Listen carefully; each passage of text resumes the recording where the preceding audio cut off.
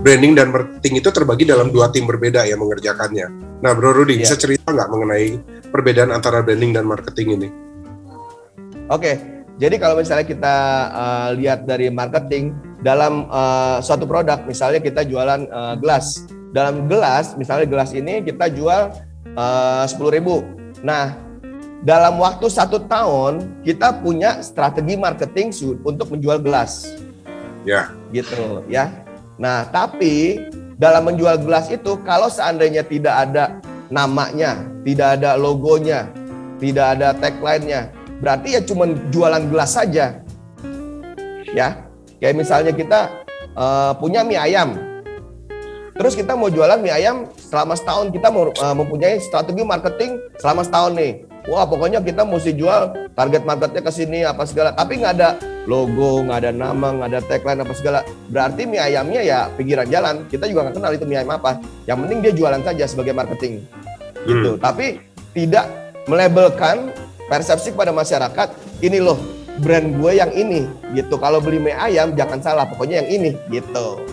Jadi itulah bedanya marketing sama branding. Kalau seandainya menggunakan strategi marketing tapi tidak ada brandnya, berarti ya sama kayak jualan pinggir jalan.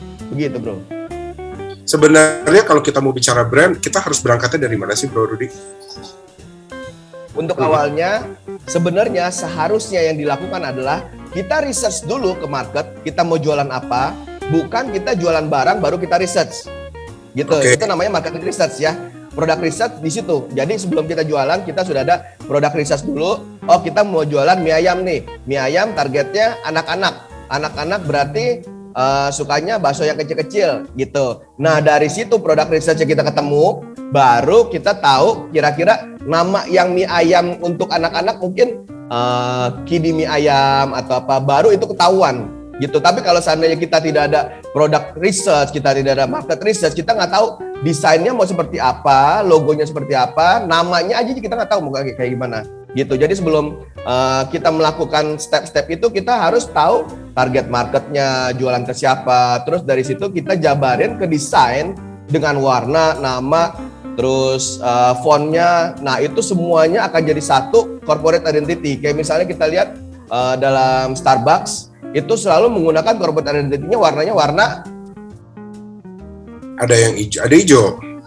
hijau, warna hijau. Nah, itu corporate identity dengan khusus warna. Dan untuk fontnya itu biasanya juga selalu stabil penggunaan fontnya. Kalau misalnya teman-teman lihat di Instagram, itu fontnya tuh nggak beda-beda. Pokoknya fontnya yang itu aja gitu.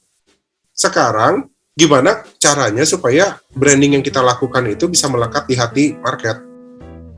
Begini, kenapa pilih yang ini, kenapa pilih yang itu? Karena ada value yang melekat di hati masyarakat. Waktu kita menjadi top of mind, itu udah power nomor 1. Misalnya, wah gue beli air putih nih, air putihnya apa? Aqua. Gue mau beli ayam nih, ayamnya apa? Kentucky. Itu udah top of mind-nya melekat di hati masyarakat. Jadi gimana Bro Adis bisa melekat di hati teman-teman kita semua? Begitu kita langsung bilang, wah gue mesti ketemu lawyer nih, oh Bro Adis, itu sudah melekat di hati masyarakat gitu. Gimana caranya? Nah, dalam sosial media, dalam Instagram itu sangat berisik sekali. Artinya itu semua mengadakan kompetisi untuk saling nge-branding apa segala. Dan cara-caranya juga banyak. Ada yang dari IG Live, ada yang dari kayak gini nih kita Zoom Live, atau dari tarik influencer gitu, macam-macam. Dari strateginya itu macam-macam. Tapi apakah kita harus terus jor-joran buang duit untuk seperti itu? Saya rasa tidak. Kalau seandainya kita bisa berkolaborasi. Contohnya seperti BNI, Amplify, sama Rise seperti ini. Toh apa yang kita lakukan untuk nge-branding semuanya yang ada di sini, dari Apron, dari Pak David, dari Bu Andrina, semuanya ada di sini. Gimana kita bisa bangun sama-sama menjadi satu untuk nge-branding seperti itu. Gitu. Seenggaknya kalau seandainya dari Pak Adis sudah hadir kan, nah Pak Adis kan udah dekat nih dengan hati masyarakat. Nah besok-besok kalau mau ke lawyer ya ke Pak Adis saja, karena sering ikut, sering aktif apa segala, karena kita sudah ada di top of mind-nya kita sendiri. Begitu, Bro. Kira-kira task seperti apa yang perlu dilakukan untuk branding itu? Kita bicara ya tadi secara kita lebih detail di fotografi, video, dan juga bidang seni lainnya mungkin yang Bro Rudy expert di bidang itu. Bisa. Jadi biasanya memang kalau dalam Instagram, dari sosial media, dalam website apa segala itu akan lebih menarik dari visualnya dulu gitu. Pertama kali dari foto sama dari videonya. Begitu menarik baru akan dilihat, oh ini kontennya seperti ini, oh captionnya seperti ini, begitu. Nah jadi kalau seandainya dari teman-teman dari Instagramnya atau sosial medianya kurang menarik, jadi ibaratnya kita tuh kurang bagus gitu kelihatannya. Sama seperti misalnya kita masuk ke dalam mall.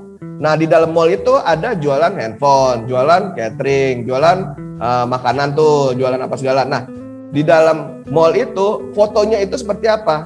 Apakah foto dengan menggunakan handphone cepet langsung tempel di billboard seperti di depan store-nya? Oh berarti mallnya mall level mana nih? Mallnya Grand Indonesia atau mall Pondok Indah atau mall mana gitu kan? Kelihatan dari visual yang ditampilkan sama produknya itu sendiri gitu. Atau mungkin asal jepret aja terus hasilnya ngeblur, gelap segala, berarti oh mungkin emang target marketnya untuk di pasar, bukan untuk di mall, itu beda lagi gitu. Jadi dalam research-nya itu sendiri kita juga harus memastikan target market kita di mall mana nih. Nah kalau misalnya mall Grand Indonesia, oh berarti harus high end punya gitu, dari kelasnya harus bagus, dari kualitasnya juga tidak pecah, tidak ngeblur, harus terang dan jelas terhadap message yang disampaikan dalam foto dan videonya juga gitu.